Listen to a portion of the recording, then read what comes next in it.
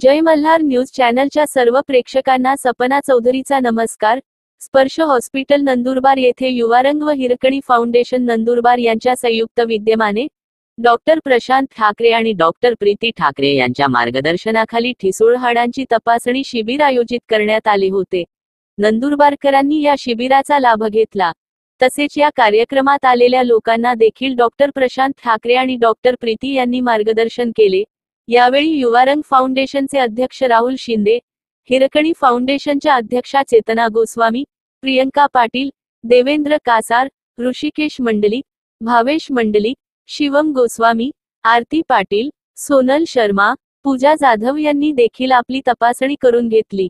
Sapna Chaudhary, Jai Malhar news, Nandurbar.